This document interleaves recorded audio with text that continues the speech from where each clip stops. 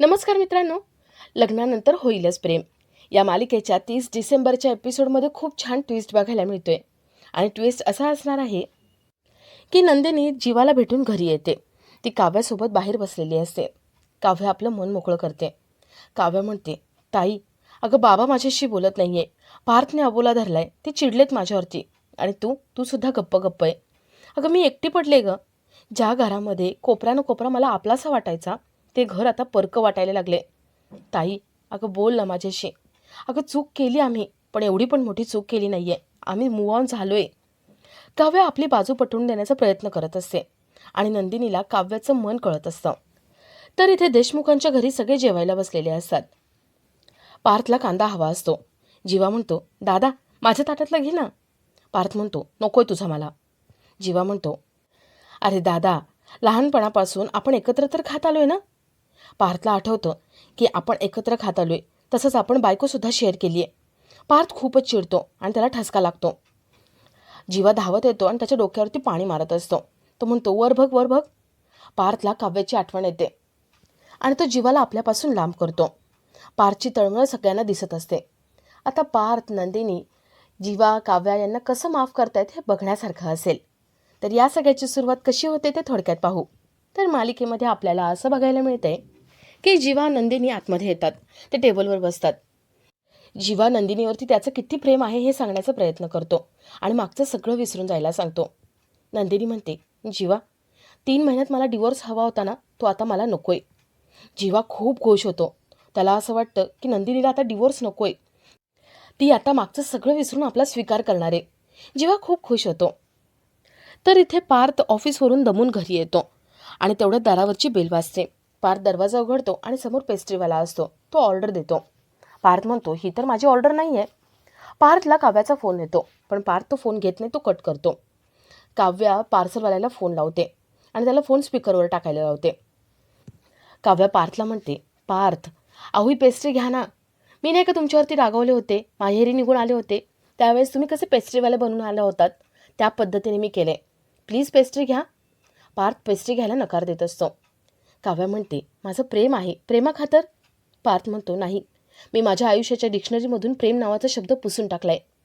काव्या म्हणते, ठीक आहे, प्रेम नाही आहे ना, मग मैत्री, हट्ट, विनंती, काहीतरी समजावून पेस्ट्री घ्या. पार्थ काही पेस्ट्री घ्यायला तयार नसतो. काव्या पार्सलवाल्याला म्हणते, तुम्ही पेस्ट्री त्यांच्या हातात द्या. पेस्ट्रीवाला म्हणतो, पण मी कसं देऊ. काव्या म्हणते, सोपं आहे, तुम्ही त्यांना किती वाजलेत ते विचारा. ते घड्याळ बघण्यासाठी हात वर करतील, तुम्ही त्यांच्या हातावरती लटकवा आणि निघून जा.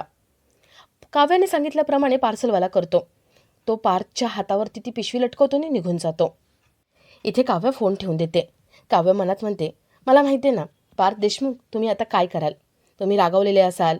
तुम्ही आता पेस्ट्री रागाने फेकून द्यायचा विचार कराल. पण तुम्ही फेकून देणार नाही, कारण अन्न वाया घालवायचं नाही, अन्नाचा अपमान करायचा नाही. तुम्ही पेस्ट्री फ्रीजमध्ये ठेवाल. फ्रीजचा दरवाजा बंद कराल, पण त्यानंतर तुम्हाला आठवेल की कोणीतरी खाईल. तुम्ही नंतर ती पेस्ट्री एकदम मागे ठेवाल, त्याच्यासमोर एखादं पातेलं ठेवाल. काव्या इथे विचार करत असते आणि पार्थ सेम करत असतो. काव्या म्हणते, आत्ता तुम्ही पेस्ट्री नाही खाणार, पण हो, रात्री झाल्यावरती तुम्ही पेस्ट्री नक्कीच खाल, तीही माझ्या आठवणीमध्ये. काव्या जसं बोलत असते, पार्थ तसं सेम इथे बाहेर करत असतो. काव्या पार्थला पुरेपूर ओळखत असते. तर इथे जीवा खूप खुश होतो.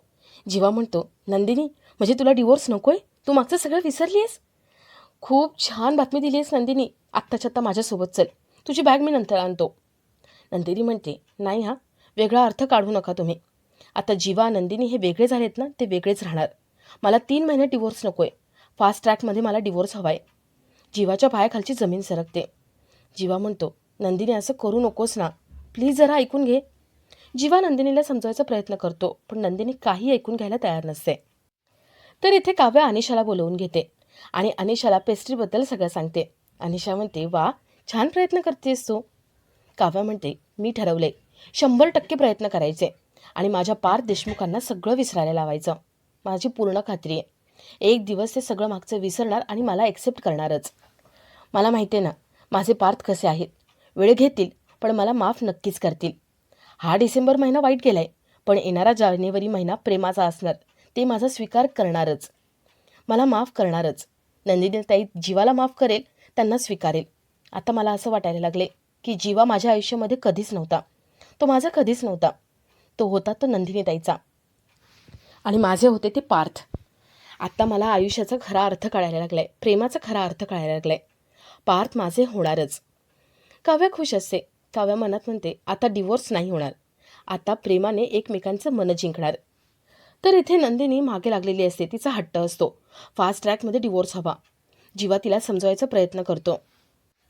जीवा विचारतो, नंदिनी हे बघ, असं समज की आपलं लग्न झालं आणि दुसऱ्या दिवशीच मी तुला सगळं सांगून टाकलं. तू काय केलं असतंस? नंदिनी म्हणते, मी लग्न मोडलं असतं. मी परत कधीच कोणाशी लग्न केलं नसतं आणि तुमच्यासाठी काव्यासाठी सगळं माफ केलं असतं. जीवा म्हणतो, अगं असं समज मी तेव्हाच सांगितलं तुला. नंदिनी जरा विचार कर ना. अगं माझं आणि काव्याचं आता तसं काहीच नाही आहे. तेव्हा आम्हाला एकमेकांबद्दल वाटायचं, पण आम्ही सगळं विसरलो आहे. आता सगळं विसर, मला ॲक्सेप्ट कर. नंदिनी म्हणते, नाही मी ॲक्सेप्ट केलं पण असतं. आपली मैत्री होती हो. त्यावेळेस मी तुम्हाला सारखं विचारत होते, ही मिस के कोण आहे? तेव्हा तुम्ही मला जर सगळं सांगितलं असतं ना, मी सगळं विसरून गेले असते आणि तुम्हाला ॲक्सेप्ट केलं असतं. पण तुम्ही तेव्हा मला काहीच सांगितलं नाही, लपवून ठेवलं होतं. म्हणून आता नाही. आता आपल्यामधली मैत्री संपली, नातं संपलं. आता हे जबरदस्तीचं नातं नको आहे. बाद झालं. मला लवकरात लवकर डिवोर्स हवा आहे. मला या सगळ्यातून मुक्त करा. नंदिनी जीवाकडे जीव तोडून डिवोर्स मागत असते आणि तिला मुक्त करायला सांगत असते. नंदिनीची तळमळ त्याला कळते, पण जीवाला काहीही करून नंदिनीला डिवोर्स द्यायचं नाही त्यानेही ठरवलेलं असतं. नंदिनीला पुन्हा आपल्या प्रेमात पाडायचं आणि मागचं सगळं विसरून आपल्याला ॲक्सेप्ट करायला लावायचं हे जीवानेही ठरवलेलं असतं. जीवा सगळे प्रयत्न करतो आणि आपलाचा हा भाग इथेच संपतो.